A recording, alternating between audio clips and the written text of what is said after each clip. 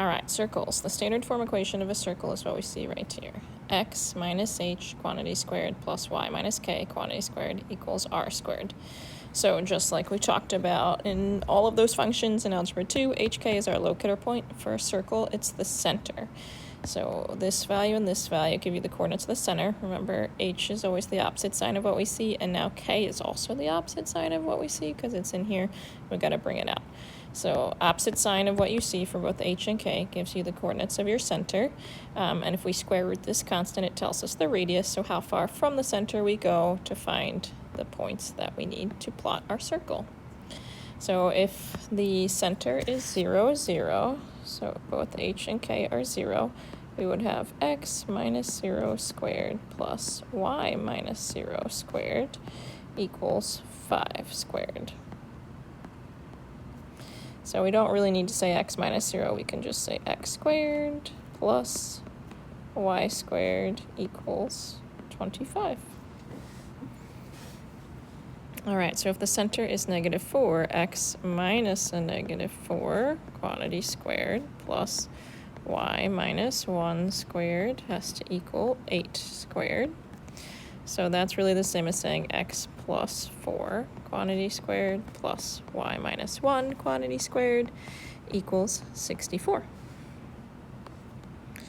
All right, so if the center is 6, negative 8, we'll have x minus 6 quantity squared plus y minus the negative 8 quantity squared equals the square root of 30 squared. So if we simplify that a bit, we get x minus 6 quantity squared plus y plus 8 quantity squared, and when we square a square root, it just cancels and leaves you with that radicand of 30. All right. So if we're given the equation and we need to identify the center, remember, h and k are the opposite sign of what we see. So h is negative 2, k is positive 1. So our center would be negative 2, comma 1, and this is r squared. So if we square root, we see the radius is 4. All right, a little bit harder on 5 because it's not in that nice factored form, the standard form, so we've got to complete the square. We're going to put those skills to work. So first I'm going to rearrange a bit and put my x's together. So x squared plus 2x. And then I'm going to put my y's together, y squared minus 12y. I'm leaving myself some space to figure out what I need to add in to complete the square. And I'm going to move the constant to the right-hand side. So I regroup so that this and this were together, this and this were together, and I move this to the other side by adding it over. All right, because if I want to complete the square, I'm always taking the coefficient of the linear term, so the number in front of the x, dividing it by 2, and squaring it. So half of 2 is 1, and 1 squared gives us 1. So I need to add 1 to both sides of the equation. You cannot forget, you got to do it over here if you're doing it here. And we'll do the same for y. So if I take negative 12, divide by 2, I get negative 6, and negative 6 squared gives me 36. So I got to add it to both sides of the equation. Can't forget to add it to both sides to maintain equality. Remember, if it helps for completing the square, you can always physically draw out the square. So like for the y's, we had y squared. We got to evenly split them because we want a square, not a rectangle. We want a perfect square. So however many there are of the y's, you got to evenly divide it by 2. And then realize, okay, so this would have to be y minus 6, and this would have to be y minus 6. So that y times y gives us the y squared. These two give us the negative 6y. These two give us the negative 6y.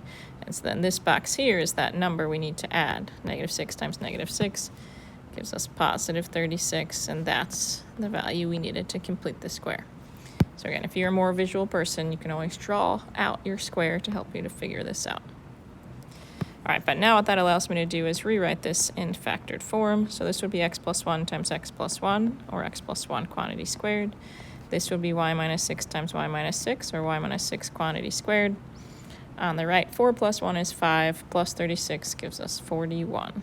And so there's our standard form, and now we can identify our center. So h is negative 1, k is positive 6, and r squared equals 41, which means the radius would be square root of 41.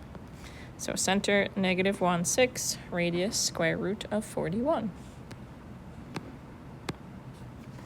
All right, so again, we've got to complete the square. So x squared is fine, but we've got to work on this y. We've got to be able to get that into a quantity squared so that we can see the coordinates of the center and find the radius. So again, I take the number in front of the linear, so not the quadratic, the linear, the one, it's just the first power. So the number in front of the y, I divide it by 2 and square it. So -8 divided by 2 is -4, squared is 16. So I got to add 16 to both sides of the equation, so that now I can rewrite this as y minus 4 times y minus 4, or y minus 4 quantity squared. There's our standard form. So because there's nothing in with the x, h is 0, k is positive 4. If r squared is 16, it tells us that the radius is 4. So the center is 0, 4, and the radius is 4. We're also going to review a couple of other things about circles quick. So remember that the diameter is the distance the whole way across the circle. Radius is halfway. To find the circumference, which is like perimeter of a circle, distance around the outside, we take the diameter, so distance across the entire circle, times pi. To find the area, we take pi times the radius squared. So the halfway distance across the circle squared times pi gives us area of a circle. So if I want area, again, it's pi r squared.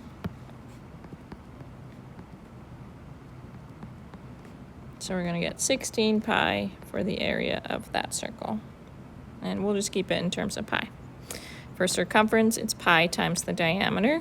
So if the radius is 4, we double that to get the diameter. So we're going to get 8 for the diameter, which means our circumference is 8 pi. All right, so we've got to move things around here. We need everything on one side. Constant can go to the other side, and then we're going to have to complete the square. So let me just move some terms around. Let me add that x squared to move it over, subtract the 2x. I'll group those together. We'll group together the y squared plus 10y. And then we'll subtract the 2 to the other side to work our way towards standard form of the circle. So again, to complete the square, I'm taking this, dividing by 2, and squaring. So half of -2 is -1, squared gives us +1. If I take half of 10, I get 5, squared is 25. So I need 25, and I have to add those to both sides of the equation. So if I added them on the left side, I have to also add them on the right-hand side.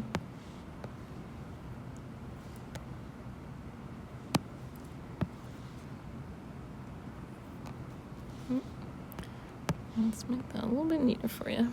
Okay, so -2, and then we're adding 1, and we're adding 25, so that we can complete the square on the left-hand side. I'm now able to write this as x minus 1 times x minus 1, or x minus 1 quantity squared. I can write this as y plus 5 times y plus 5, or y plus 5 quantity squared. On the right side, -2 plus 1 gives us -1, plus 25 gives us 24. So for the center, we know h is +1, k is -5, and then 24 is r squared. So if we think about square rooting, we'd have the square root of 24, and 24 is 4 times 6. The square root of 4 is 2. 6 does not have a whole value square root, so simplified radical form gives us 2 times the square root of 6. And our center is at 1, -5. All right, so area then, pi times the radius squared. And we know that radius squared was 24, so this is really just 24 times pi. For circumference, it's pi times the diameter, which would be 2 times the radius. So we're going to get 4 times the square root of 6 times pi. And so that's a little bit about circles, how we identify the center that we would plot first, and then the radius, we would just go up that amount, left that amount, down that amount, to the right that amount to get 4 points, and then sketch in our circle. And if we're not given the equation in standard form, we got to use some completing the square in order to be able to get it into that factored perfect square form to be able to identify the coordinates of the center and then find their radius.